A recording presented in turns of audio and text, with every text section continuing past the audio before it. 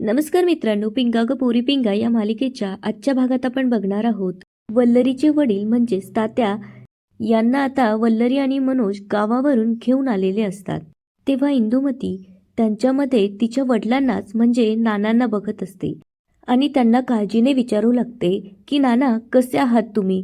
खूप लांबचा प्रवास झाला ना, थकले असाल. तितक्यात आता वल्लरी त्यांच्यासाठी पाणी घेऊन येते. इंदुमती आता त्यांच्यासोबत नाना म्हणून बोलत असते, त्यामुळे आता वल्लरीला खूप टेन्शन येऊ लागतं. तेव्हा ती मनोजकडे बघते. त्यामुळे आता मनोज इंदुमतीला म्हणू लागतो की अगं आई, ते नाना नाही आहेत, वल्लरीचे वडील तात्या आहेत तात्या. तेव्हा इंदुमती म्हणते, मला माहीत आहे ना, पण ते माझ्यासाठी नानाच आहेत. तेव्हा आता वल्लरीचे वडील वल्लरीकडे बघू लागतात. तेव्हा वल्लरी सांगू लागते की सासूबाई इतक्यातच झोपेतून उठल्या आहेत ना, त्यामुळे त्या अशा बोलतायत.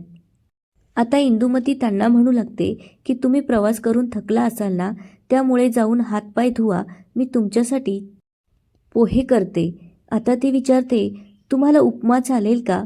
पण तिच्या लगेच लक्षात येतं की तिच्या नानांना गुळाचा शिरा खूप आवडायचा. त्यामुळे आता ती डोक्याला हात लावते आणि त्यांना म्हणू लागते, अरे देवा, मी विसरलेच, तुम्हाला गुळाचा शिरा आवडतो ना? त्यामुळे आता तात्या जरा चकित होतात. तितक्यात आता इंदुमतीच्या लक्षात येतं की घरात रवा संपला आहे. त्यामुळे ती म्हणते की मी लगेच जाते आणि रवा घेऊन येते. तेव्हा आता वल्लरी तिला म्हणते, सासूबाई, तुम्ही कशाला त्रास करून घेता? मी आहे ना, मी बघते काय करायचं ते. तेव्हा आता इंदुमती म्हणते, तू एक काम कर, तू त्यांच्यासाठी चहा टाक. आणि ती मनोजला म्हणते की मी लगेच जाऊन रवा घेऊन येते.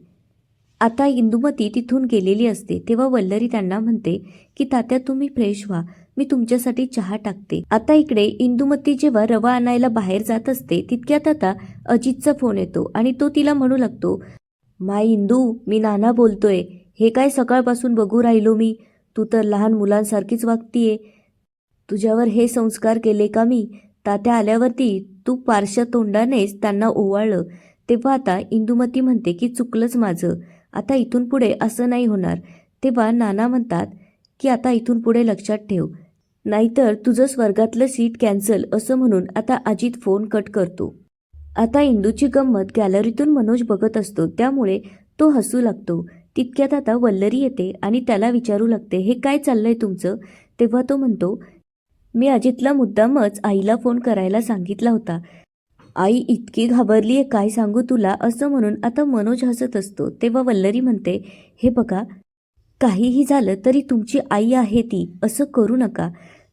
तेव्हा आता मनोज तिला म्हणू लागतो की वल्लू, तुझाच तर हा प्लॅन होता ना, आणि वर तू माझ्यावरच ओरडतीयेस. तूच हट्ट धरून बसली होती की आई जोपर्यंत तात्यांना इथे घेऊन ये असं म्हणत नाही, तोपर्यंत तू तात्यांना घेऊन येणार नाहीस. तेव्हा वल्लरी म्हणते, माझा फक्त तात्यांना इथे आणेपर्यंतचा प्लॅन होता. माझी एवढीच इच्छा होती की सासूबाईंनी टोमणे न मारता त्यांना आनंदाने इथे घेऊन यावं आणि त्यांच्याशी चांगलं वागावं. आता इकडे तात्या फ्रेश होऊन येतात. तेव्हा घरामध्ये फिरत असताना त्यांना समोर वल्लरीचं लॉचं सर्टिफिकेट फ्रेम केलेलं भिंतीला दिसतं. त्यामुळे ते आता त्याच्याजवळ जाऊन त्याच्याकडे कौतुकाने बघू लागतात. तितक्यात आता त्यांचं लक्ष वल्लरी आणि मनोजच्या फोटोकडे जातं.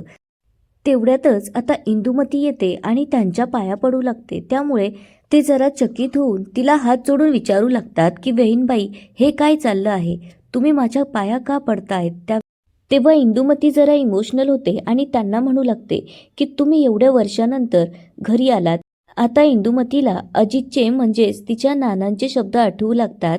तेव्हा तो तिला म्हणत असतो की तात्यांच्या रूपात मी तुला बघू शकतो आणि ऐकू शकतो, फक्त मी तुझ्याशी बोलू शकत नाही. आता इंदुमती तात्यांना सांगू लागते की तुम्हाला माहीत आहे का, तुमची मुलगी खूप मोठी वकील झालीये. त्यासाठी तिने गहिरे कष्ट घेतले, गहिरा अभ्यास केला आणि गोरगरिबांची गहिरी सेवा करते ती. आणि तिने गहिरे पैसे सुद्धा कमवले आहेत. तिने गाडी घेतली, हा बंगला घेतला, खूप पैसा आहे तिच्याकडे. त्यामुळे आता तात्या खूप खुश होतात आणि त्यांना वल्लरीचा अभिमान वाटू लागतो. आता इंदुमती जेव्हा तिथून जाते तेव्हा तात्यांना जरा वाईट वाटू लागतं आणि ते स्वतःशी म्हणतात, वल्लरी बाळा, मला माफ कर ग, हा बाप तुझ्यासाठी काहीच नाही करू शकला. आता इकडे वल्लरी तात्यांचे कपडे धुण्यासाठी त्यांची ट्रंक जेव्हा ओपन करते तेव्हा तिला तात्यांचे सगळे कपडे फाटलेले दिसतात. त्यामुळे आता वल्लरीला खूप वाईट वाटू लागतं आणि ती रडू लागते. तितक्यात आता मनोज तिथे येतो आणि तिला विचारू लागतो, वल्लू काय झालंय? तेव्हा ती ते कपडे दाखवत म्हणते, बघा ना, तात्यांचे सगळे कपडे फाटलेले आहेत आणि विरलेले आहेत, असं म्हणून ती रडू लागते. तेव्हा आता मनोज तिला म्हणतो, वल्लू शांत हो. तेव्हा वल्लरी त्याला म्हणते की खरंच मी लग्न करून इथं आल्यानंतर तात्यांना विसरलेच होते. मी माझ्या संसारात एवढी गुरफटले की तात्यांची मला आठवणसुद्धा आली नाही.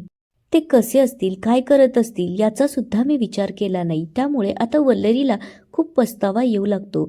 तेव्हा ती म्हणते, मी कष्ट करून पैसा, प्रॉपर्टी आणि प्रसिद्धी नक्की मिळवली, पण मुलगी म्हणून मी कमनशिबी ठरले. मी अनेक वेळा तात्यांना मदत करायची सुद्धा प्रयत्न केला होता, पण तात्यांनी माझी मदत घेतली नाही. कारण पहिल्यापासून हीच प्रथा पडत आलेली आहे ना, की मुलगी ही परक्याचं धन असते. एवढी परकी असते का मुलगी बापासाठी? असं म्हणून आता वल्लरी रडू लागते. तेव्हा मनोज तिला म्हणतो, वल्लू झालं गेलं ते सोडून दे. हे बघ, आपण आता एक काम करूया, आपण त्यांच्यासाठी शॉपिंग करूया, त्यांच्यासाठी नवीन कपडे घेऊया. हे जेव्हा इंदुमती ऐकते तेव्हा ती विचार करते, काही झालं तरी तात्या म्हणजे माझे नानाच ना, त्यामुळे त्यांच्यासाठी कपडे घेतलेच पाहिजे. आता इकडे तात्या चक्कर मारत असतात. तेव्हा आता वल्लरी त्यांच्याजवळ येते आणि त्यांना म्हणते, तात्या अहो, तुमची तब्येत बरी नाहीये ना, तुम्ही आराम करा, तुम्ही इथे का चक्कर मारताय? त्यावर ते म्हणतात की मी आता ठीक आहे. आता वल्लरी त्यांना म्हणते की आपण तुमच्यासाठी शॉपिंग करूया. तेव्हा ते विचारू लागतात की काय? तेव्हा मनोज म्हणतो, म्हणजे तिला असं म्हणायचंय की आपण बाहेर जाऊन तुमच्यासाठी कपडे घेऊन येऊया. हे ऐकल्यानंतर आता तात्या म्हणू लागतात, त्याची काहीच गरज नाहीये, कारण माझ्याकडे खूप कपडे आहेत. तेव्हा वल्लरी म्हणते, का खोटं बोलताय तात्या? मी तुमच्या ट्रंकेत जाऊन बघितलं, तुमचे सगळे कपडे फाटले आहेत आणि काही कपडे तर विरले सुद्धा आहे. त्यावर तात्या म्हणू लागतात, हे बघ वल्लरी, तसं पण मला नवे कपडे घालून कुठे जायचं आहे आणि तू कशाला पैसे खर्च करतील? तुझ्याकडे पैसे जास्त झालेत का? पुढे ते म्हणू लागतात, तुझे जेव्हा माझ्यासारखे हातपाय चालणार नाही तेव्हा काय करशील? त्यामुळे आता असे पैसे उधळू नकोस. 4 पैसे नेहमी गाठीला बांधून ठेवायचे असतात, म्हणजे वेळेला ते आपल्याला कामी येतात. तितक्यात आता इंदुमती तिथे येते आणि त्यांना म्हणू लागते, नाना असे काय करताय तुम्ही?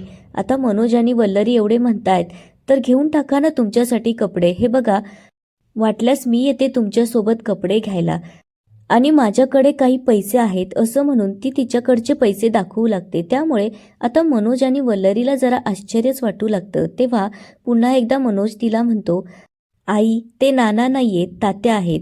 तेव्हा इंदुमती म्हणते, पण माझ्यासाठी ते नानाच आहेत, मी त्यांना इथून पुढे नानाच म्हणेल. आता थोड्याच वेळात वल्लरी आणि मनोज तयार होतात आणि ते विचार करू लागतात की तात्या तर यायला हो म्हणाले, पण ते नक्की येतील ना? तितक्यात आता इंदुमती तिथे येते आणि मनोजला म्हणू लागते, मन्या त्यांच्यासाठी कपडे घेतोय तर 4 साड्या माझ्यासाठी सुद्धा घे ना. तेव्हा आता मनोज तिच्यावर ओरडतो आणि म्हणतो की आई, किती साड्या आहेत तुझ्याकडे? घरी वेगळ्या, वापरायच्या वेगळ्या, काठपदरी वेगळ्या, आत्ताच दिवाळीला साड्या घेतल्यात. अगं तुझ्या साड्यांनी कपाट भरलंय, तरी देखील तुला साड्या घ्यायच्या आहेत. तितक्यात आता तात्या येतात आणि त्यांना म्हणतात, हे बघा, तुम्ही एक काम करा, तुम्ही बहीणबाईसाठी साड्या घ्या, मला नकोत कपडे. तेव्हा वल्लरी त्यांना समजावण्याचा प्रयत्न करते, पण ते काही ऐकायला तयारच नसतात आणि ते जरा वल्लरीवर ओरडतात आणि म्हणतात, तू जरी किती मोठी वकील झाली असलीस ना, तरी देखील मोठ्यांना असं उलटून बोलायचं नसतं. तेव्हा इंदुमतीला जरा वाईट वाटू लागतं आणि ती विचार करू लागते की मी कशाला बोलले असेल. आता इंदुमती तात्यांसमोर हात जोडत म्हणते की चूक झाली माझी, चला आपण तुमच्यासाठी कपडे घेऊन येऊया, माझ्याकडे खरंच खूप साड्या आहेत. मनोज म्हणतो ना, ते बरोबर आहे, माझ्याकडे खूप साड्या आहेत. तेव्हा आता तात्या हात जोडतात आणि म्हणतात की बहीणबाई माझं ऐका, हे बघा, एकतर मी मुलीच्या घरी आलोय, त्यामुळे आता किती दिवस इथे राहायचं हाच विचार माझ्या डोक्यात चालू आहे. पुढे ते म्हणू लागतात, तुम्हाला तर माहीत आहे की आपल्याकडे मुलीचा बाप मुलीच्या घरी पाणी सुद्धा पित नसतो आणि मी तर इथं येऊन राहतोय, त्यामुळे माझ्या मनावरती आधीच ओझं आहे. म्हणून तुम्ही माझ्यावरती आणखी उपकार करू नका असं म्हणून आता तात्या तिथून निघून जातात. त्यामुळे वल्लरी, मनोज आणि इंदुमतीला खूप वाईट वाटू लागतं. इंदुमती विचार करू लागते की हे सगळं माझ्यामुळेच झालं. आता माझे नाना हे सगळं बघत असतील तर ते किती नाराज झाले असतील माझ्यावर. आता माझं स्वर्गातलं शीट नक्कीच कॅन्सल होईल. आणि याच ठिकाणी आजचा भाग संपतो. आता उद्याच्या भागात आपल्याला असं बघायला मिळतं की इंदुमती आता तात्यांची चांगली सेवा करत असते आणि मनोज हे सगळं अजितला फोनवर सांगत असतो. तितक्यात आता निलिमा तिथे येऊन त्यांचं बोलणं ऐकू लागते. त्यामुळे आता निलिमाच्या सगळ्या गोष्टी लक्षात आलेल्या असतात. त्यामुळे आता निलिमा जाऊन अजितच्या त्याच फोनवरून इंदुमतीला कॉल करते. आता इंदुमती जेव्हा फोन उचलते तेव्हा म्हणते की बोला नाना. त्यावर निलिमाताई म्हणतात की मी निलिमा बोलते. आणि ती इंदुमतीला सांगू लागते की इंदुताई, तुम्हाला सगळ्यांनी मिळून वेड्यात काढलं आहे. त्यामुळे आता इंदुमतीला मोठा धक्का बसलेला असतो.